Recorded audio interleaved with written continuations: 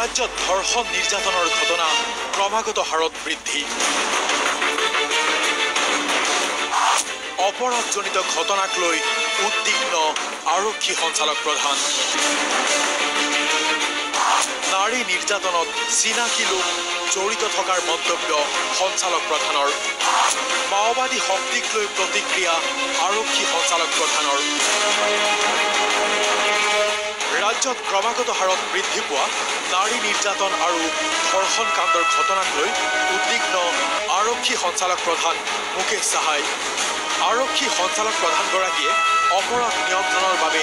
ৰাজ্যবাসীৰ সহায় বিচাৰিলে Now, as far as crime is concerned, crime against women and children has been taken with great seriousness by everybody, by not only me, right up to the Chief Minister.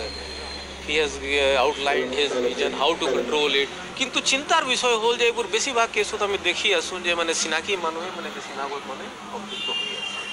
সেই কারণে মানে কেসটো হোৱাৰ পিছত পুলিচৰ roll আহে কিবা crime হৈ যোৱাৰ পিছত পুলিচৰ ৰোল আহে ইনভেষ্টিগেশ্যন প্ৰচিকিউশ্যন ট্ৰায়েল সব আহে কিন্তু ক্ৰাইমটো এনেকুৱা ক্ৰাইম যে নহয় তাৰ কাৰণেতো আপোনালোকৰ সবৰে আৰু ৰাইজৰ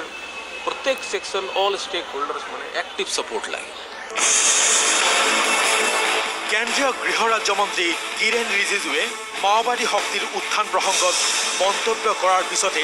আৰক্ষী সঞ্চালক প্ৰধানগৰাকীয়ে শনিবাৰে এই সন্দৰ্ভত প্ৰতিক্ৰিয়া ব্যক্ত কৰে মোৰ মাওবাদী তৎপৰতা আমি বহুত আগৰ পৰা কিছুমান পাই থাকো but I must compliment all my officer যে যেতিয়া এইটো আমাৰ খবৰ আহে আমি মাওবাদীটো লগে লগে চিনাক্ত কৰি সাপ্ৰেছ কৰিবলৈ সক্ষম হৈছোঁ এতিয়াও তেনেকৈ খবৰ আহিলে আমি ৰেছপণ্ড কৰিম মাওবাদী তৎপৰতা মানে মাজে আগতো কিছুমান কেছ আহিছিলে আপাৰ আসামত আহিছিলে বেলেগ আহিছিল কিন্তু লগে লগে আইডেণ্টিফাই কৰি ষ্ট্ৰং একশ্যন লোৱা হ'ল আৰু বস্তুটো নাইকিয়া হৈ গ'ল আকৌ যদি আহে উই আৰ ৰেডি টু শিলচৰৰ পৰিবহণ বিষয়া কয়লা সিন্ডিকেটত গ্ৰেপ্তাৰ হোৱাৰ পিছত জিলা উপায়ুক্ত কিয় তদন্তৰ আওতালৈ অহা নাই সেই বিষয় সন্দৰ্ভত আৰক্ষীৰ স্থিতি সদৰি কৰে আৰক্ষী সঞ্চালক প্ৰধানগৰাকীয়ে এইটো তো তদন্ত চলি আছে এতিয়া তদন্ত বন্ধ হোৱা নাই ষ্টাৰ্টহে হৈছে তদন্ত অলপ দিন আগত তো নিশ্চয় যাৰ এগেইনষ্ট এভিডেন্স থাকিব তদন্ত হ'ব ইণ্ডিকেট বুলি বস্তুটো মই বুজি নাপাওঁ কি আইনত তেনেকৈ বস্তু লিখা নাই কিন্তু যতে মানে আপোনাৰ অফেন্স হৈছে উই আৰ ডিউটি বাউণ্ড সিন্ডিকেটৰ আসল চক্ৰটো এতিয়াও আৰক্ষী হাতত গ্ৰেপ্তাৰ হোৱা ষ্টেপ বাই ষ্টেপে যাব লাগিবতো আগতে আপোনাৰ হাক প্ৰমাণ ললেহে কৰিব পৰা যাব based on certain reports in the media or other places আমি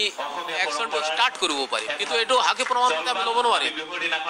সেইকাৰণে যেনেকৈ যে হাক প্ৰমাণ আহিব একশ্যনটো হ'ব আনহাতে APSCৰ ভয়ানক দুৰ্নীতি আৰু অভিযোগনামা ন্যায়ালয়ত কিদৰে দাখিল কৰা হৈছে তাৰ ওপৰত আৰক্ষীৰ স্থিতি প্ৰকাশ কৰে সঞ্চালক প্ৰধানগৰাকীয়ে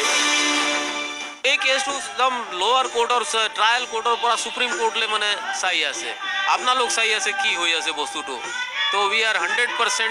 committed that the investigation will be taken to a logical conclusion as per law and as per evidence available and nothing else प्रयास আছে যে আমাৰ টিম যে আছে দিনে ৰাতি কাম কৰি এভিডেন্স টু কালেক্ট কৰি আছে আৰু ক্ৰিটিক্যাল এভিডেন্স হ'ল ফৰেন্সিক ৰিপৰ্ট কি কাৰণে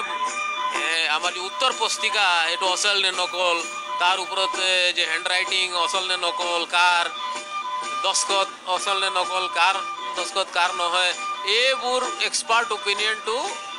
গভৰ্ণমেণ্ট এক্সামিনাৰ অফ কুৱেশ্যন ডকুমেণ্টহে দিব পাৰে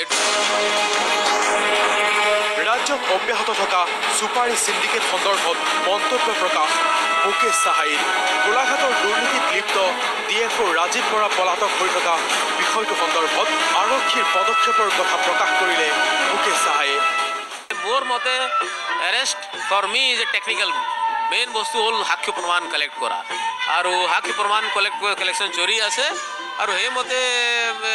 আপোনাৰ কানুনী প্ৰক্ৰিয়াটো আগবাঢ়িব লগতে I am sure that police will be able to get him sooner than letter